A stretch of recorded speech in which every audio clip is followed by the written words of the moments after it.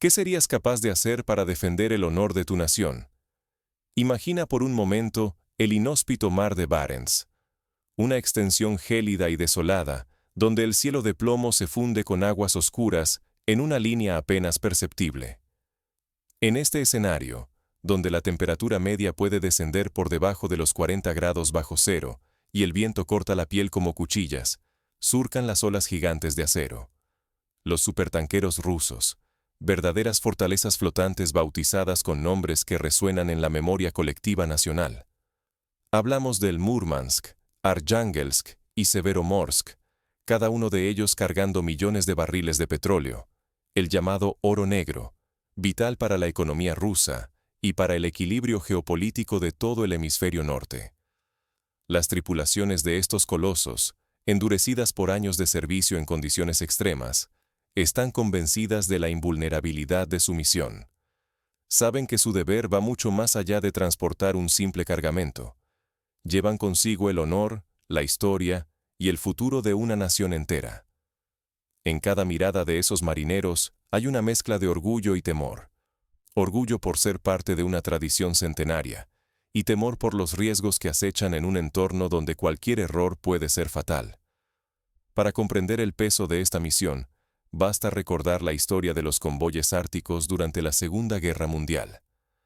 En aquellos años, buques soviéticos y aliados surcaban estas mismas aguas, enfrentando no solo al enemigo humano, sino también a la naturaleza más hostil. Los capitanes sabían que un solo torpedo podía condenar a cientos de sus hombres, pero seguían adelante, impulsados por la misma lealtad que hoy guía a los descendientes de aquellos héroes.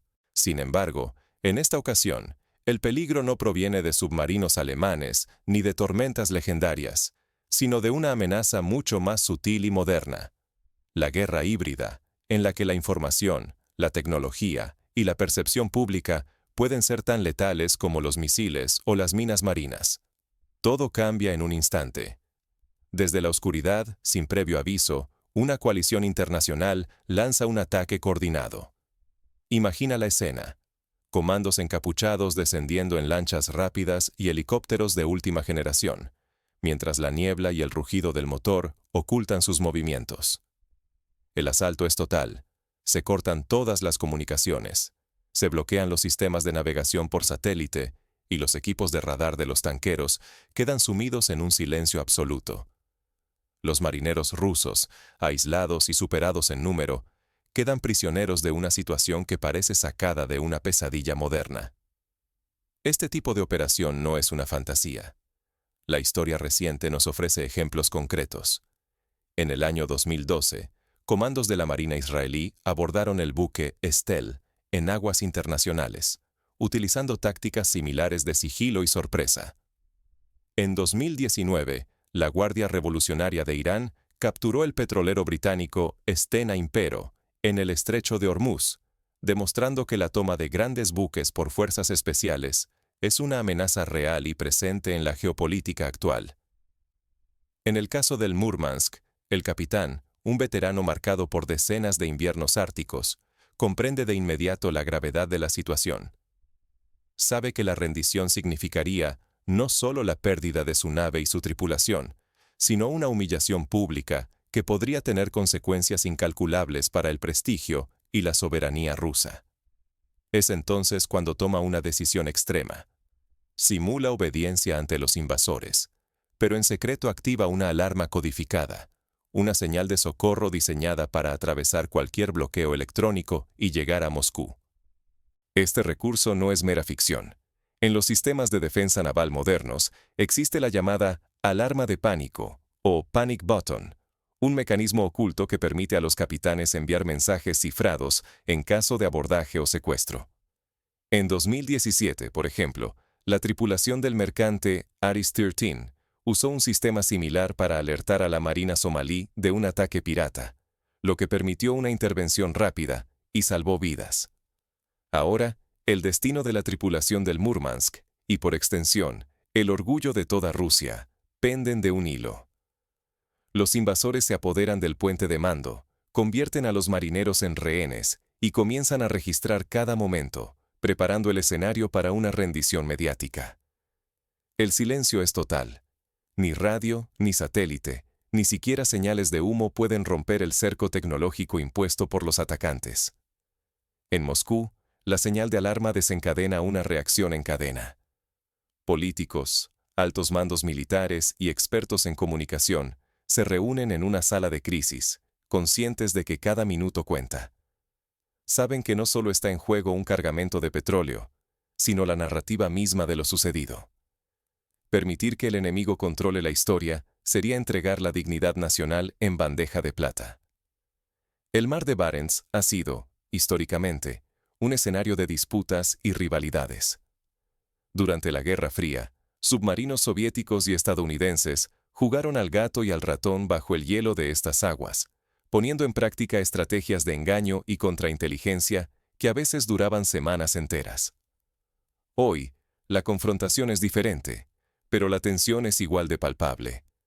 La riqueza natural del Ártico, el acceso a nuevas rutas marítimas y el control estratégico de la región hacen que cada maniobra tenga repercusiones globales. Los 3 tanqueros rusos, Murmansk, Arjángelsk y Severomorsk, no son simples barcos. Representan la continuidad de una tradición naval que se remonta a Pedro el Grande, quien en el siglo XVIII consolidó la flota rusa para proteger los intereses nacionales en el Báltico y el Ártico. Sus nombres evocan ciudades que resistieron asedios y bombardeos durante la Segunda Guerra Mundial, símbolos de una resistencia que trasciende generaciones. La ruta que siguen es internacional, pero no por ello segura. En los últimos años, el Ártico se ha convertido en un tablero de ajedrez donde potencias como Estados Unidos, Canadá, Noruega y China buscan expandir su influencia. Ejercicios militares conjuntos, incidentes diplomáticos y reclamaciones territoriales han convertido estas aguas en una zona de peligro constante. El simple cruce de un convoy ruso puede interpretarse como una provocación o una declaración de intenciones. La aparición de patrulleros blancos con insignias de Guardia Costera Internacional añade un elemento de ambigüedad calculada. Bajo una fachada de neutralidad, estas fuerzas encubiertas cuentan con tecnología de guerra electrónica desarrollada en laboratorios secretos de la OTAN. Equipos capaces de bloquear comunicaciones, interferir radares y hackear sistemas de navegación han sido utilizados en conflictos recientes, como la crisis del Mar Negro en 2021, cuando barcos ucranianos y rusos denunciaron ataques electrónicos que los dejaron literalmente a ciegas.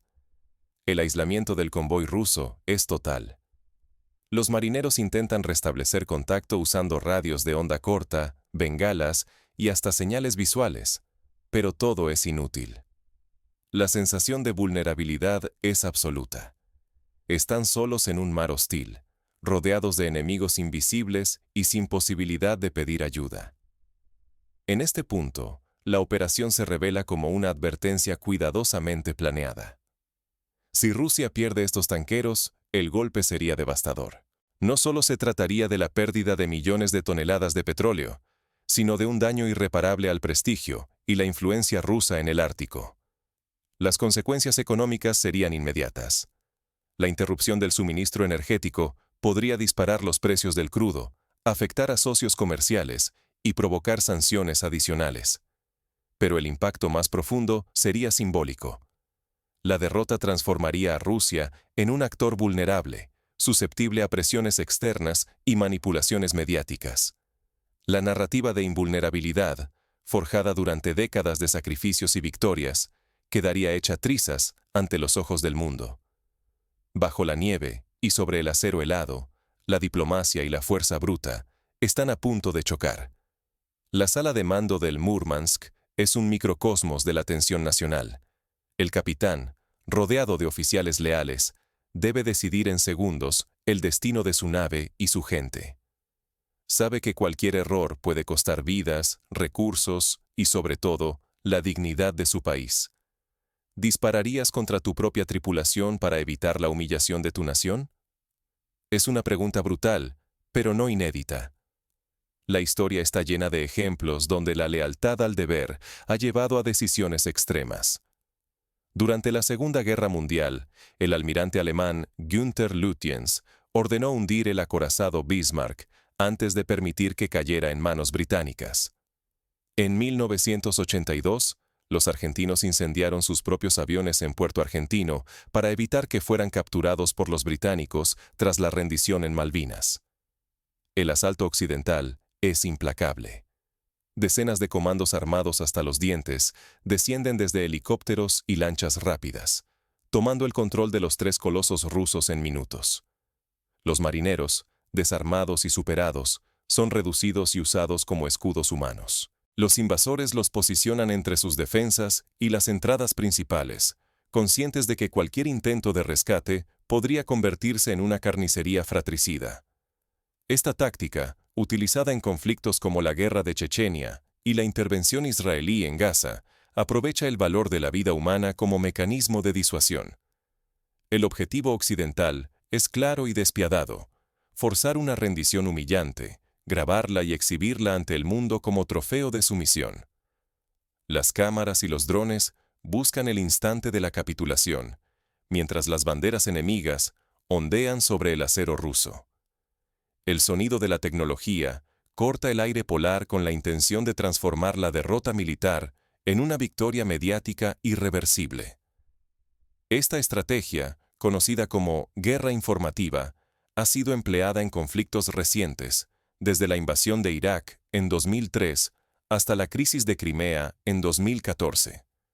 Sin embargo, el capitán del Murmansk no se deja vencer por la desesperación. Su orden, tan clara como escalofriante, es resistir hasta el final. Si la única alternativa es la humillación, entonces se elegirá el sacrificio absoluto. Sus oficiales lo entienden de inmediato. Basta una mirada para sellar un pacto de sangre. Si los invasores quieren un símbolo, lo tendrán, pero será de coraje extremo. No habrá rendición, aunque cada vida deba ser entregada. La presión internacional llega a su punto máximo. Los pilotos rusos reciben la orden de intervenir, pero saben lo que está en juego. Un solo disparo podría costar decenas de vidas inocentes. Ante ellos se presenta un dilema imposible: defender la soberanía y arriesgarse a una masacre, o ceder ante la humillación y permitir que la nación sea exhibida como un trofeo ante el mundo. Este tipo de dilema moral no es nuevo. En 1972, durante la masacre de Múnich, la policía alemana enfrentó una situación similar. Cualquier intento de rescate podía resultar en la muerte de los rehenes. La elección entre acción y contención se convierte en una cuestión de prioridades nacionales, donde el honor y la vida pesan de manera contradictoria. Equivocarse aquí sería perder mucho más que un buque. Sería entregar la soberanía, ser utilizados como arma propagandística y dejar la dignidad nacional a merced de la mirada global. Cada segundo de duda aumenta el riesgo. La reputación, la autonomía y el respeto internacional cuelgan de un hilo invisible, listo para romperse. Pero lo que ocurre sobre el hielo y el acero es solo el inicio. Más allá de la batalla física, comienza otra guerra, la del relato y la imagen, donde la verdad es el arma más peligrosa y codiciada. Las decisiones tomadas en estos minutos críticos definirán no solo el destino de los tanqueros, sino la narrativa que sobrevivirá por generaciones. Cada acción será juzgada no solo por su eficacia, sino por su impacto en el alma de una nación. El eco de la valentía, la traición o la rendición puede resonar durante siglos, moldeando la identidad colectiva y la posición del país en el mundo. La verdad se retuerce entre las llamas. Mientras el casco carbonizado del Murmansk desaparece bajo las aguas heladas del mar de Barents, no hay espacio para el luto inmediato. Casi toda la tripulación y los asaltantes extranjeros han muerto, atrapados entre acero y fuego. El sacrificio ha sido total, pero el significado está por determinarse. En cuestión de horas, la tragedia se transforma en noticia global. Pero en los medios occidentales solo circula una versión distorsionada. Titulares en Europa y Norteamérica hablan de una provocación rusa, omitiendo la toma de rehenes y el asalto brutal. El heroísmo desesperado de los marinos queda borrado de la narrativa, reemplazado por acusaciones de irresponsabilidad y agresión. Las pruebas de la incursión armada, transmitidas en la señal de socorro, ni siquiera se mencionan. En cambio, se difunden imágenes de explosiones y ruinas, mientras expertos y presentadores culpan a Moscú de crímenes de guerra y una escalada premeditada. Esta manipulación mediática recuerda a episodios como la cobertura de la Guerra de Kosovo en 1999, donde la información fue usada como arma política para moldear la opinión pública internacional. El escándalo crece sin control. Gobiernos aliados exigen explicaciones inmediatas y, antes de que caiga la noche, las cancillerías de más de 25 países entregan un ultimátum. Rusia debe aceptar una investigación internacional y retirarse del Atlántico Norte, o enfrentará sanciones nunca vistas. Voces influyentes piden incluso una intervención militar directa para restaurar la seguridad marítima. La OTAN, convencida de que la Federación Rusa está aislada, lanza su mayor despliegue naval desde la Guerra Fría. Decenas de destructores, fragatas y portaaviones se agrupan en las puertas del Ártico, exhibiendo una fuerza abrumadora. El discurso mediático es unánime. Rusia será doblegada, el orden global restaurado. Esta táctica de presión recuerda a la crisis de los misiles en Cuba en 1962, cuando una acumulación de fuerzas al borde del conflicto nuclear mantuvo al mundo en vilo durante 13 días. Pero en Moscú reina el silencio.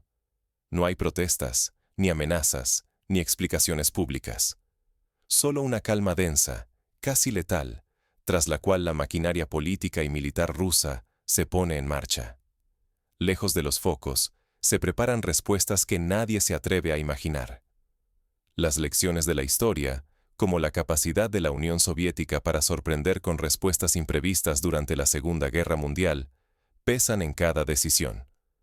Perder la batalla informativa no solo significaría sanciones económicas y aislamiento total, sino que podría justificar una intervención militar sin precedentes. La soberanía y la seguridad del Estado ruso penden de un hilo. Un solo error, una palabra equivocada, y el equilibrio estratégico puede derrumbarse. Moscú espera, en un silencio absoluto, hasta que llegue el momento de la verdad final. En las sombras del Kremlin, los altos mandos afinan una respuesta que puede cambiar el rumbo de la crisis. Cada decisión ahora puede redefinir la historia ante los ojos del mundo. La experiencia reciente en conflictos como Siria y Ucrania ha enseñado a los estrategas rusos la importancia de controlar tanto la narrativa como las acciones militares. Cuando la verdad irrumpe, ningún poder puede contener la marea. El sacrificio del capitán del Murmansk no solo provocó una respuesta militar implacable, sino que desató una reacción global que nadie pudo detener. Lo que comenzó como una operación secreta para doblegar la voluntad rusa, acabó por revelar la manipulación mediática occidental, dejando expuesta una realidad que muchos preferían ignorar. Al amanecer, la OTAN ordenó un ataque masivo contra las posiciones rusas en el mar de Barents, convencidos de su superioridad en número y tecnología. Pero cada misil fue destruido en el aire por la defensa rusa. Ninguno llegó a su objetivo. Los sistemas hipermodernos de interferencia electrónica y radar, desarrollados en secreto durante años, demostraron una eficacia total. Esta defensa recuerda a la llamada cúpula de hierro israelí, pero en una escala y sofisticación aún mayor. Las fragatas aliadas intentaron avanzar, solo para ser recibidas por una respuesta rusa sin precedentes. Decenas de misiles hipersónicos, invisibles para los radares convencionales, cruzaron el cielo polar a velocidades imposibles. En pocos minutos, la flota enemiga fue destruida. Los restos de los barcos humeaban a la deriva, testigos silenciosos de una victoria indiscutible. Sin embargo, la verdadera batalla se libró en el terreno informativo. Mientras los medios occidentales insistían en la narrativa de una agresión rusa, Moscú difundió pruebas irrefutables. Imágenes satelitales, grabaciones y testimonios en tiempo real demolieron la versión oficial y expusieron la magnitud de la operación encubierta extranjera. Esta estrategia de transparencia ofensiva ha sido usada en ocasiones por países como China o Irán, mostrando al mundo documentos y videos que contradicen las versiones oficiales occidentales.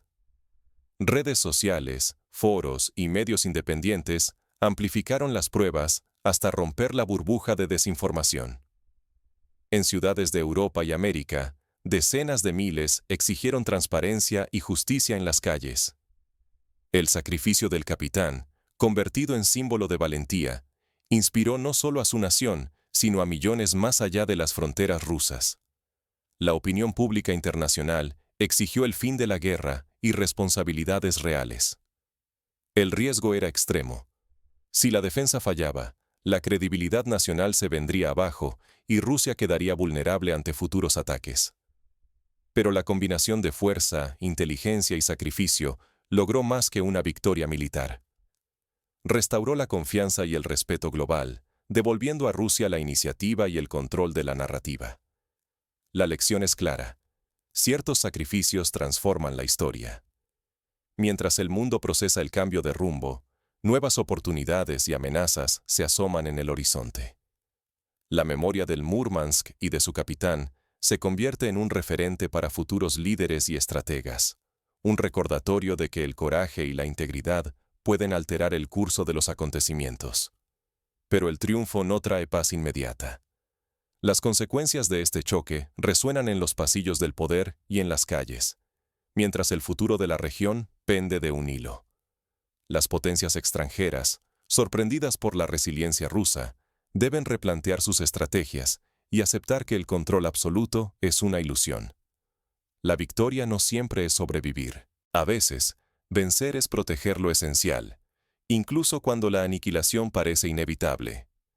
En la historia universal, se recuerdan más los actos de honor y lealtad que las victorias fáciles o las derrotas humillantes. Como en la epopeya de las Termópilas, donde un puñado de espartanos se enfrentó a un ejército colosal, el sacrificio se convierte en leyenda y fuente de inspiración eterna. El sacrificio de la tripulación del Múrmansk y la batalla en el mar de Barents dejan una verdad innegable. El coraje puede trascender la derrota física. Cuando todo parece perdido, solo queda la lealtad al deber, a la memoria y a la verdad, frente al olvido y la manipulación. Es esta lección la que debe guiar no solo a los líderes, sino a cada ciudadano comprometido con la dignidad de su nación. Durante varios días, la tragedia y la furia del combate retumbaron entre las olas y en los medios internacionales. En Occidente, la historia se deformó y se convirtió en herramienta política.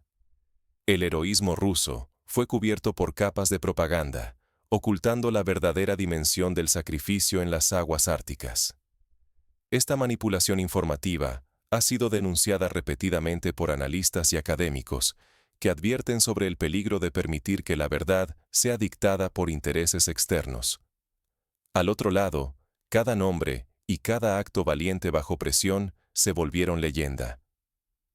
En los hogares rusos, la noticia llegó no como una simple derrota, sino como una muestra de dignidad y resistencia. El relato de los tripulantes se transformó en símbolo. La verdad, asediada, siempre halla un camino para emerger. Este proceso de mitificación es común en las grandes crisis nacionales, donde el dolor se convierte en memoria colectiva y fundamento de identidad. Sin embargo, el peligro real no muere con el último disparo ni con la pérdida de un barco. El mayor riesgo es que la lección de aquellos días se disuelva en el olvido. Si la manipulación y la cobardía vencen a la memoria, la historia se repite. Naciones privadas de su verdad quedan vulnerables al desarraigo y la confusión. Por eso, defender la memoria es mucho más que un acto de justicia hacia quienes lo dieron todo. Es un deber que atraviesa generaciones. Es el único escudo frente al olvido y la distorsión. Mientras exista voluntad de recordar lo esencial, ni el poder militar ni las campañas informativas podrán borrar el honor ni la entereza de un pueblo puesto a prueba. ¿Cómo se defiende esa memoria en la práctica? A través de la educación, la preservación de archivos, la promoción de estudios históricos y la creación de espacios de diálogo, donde la pluralidad de voces permita reconstruir los hechos desde múltiples perspectivas. Es fundamental que las instituciones, los ciudadanos y los líderes asuman la responsabilidad de mantener viva la llama de la verdad. Así, la historia del Murmansk y su tripulación se convierte en advertencia y legado.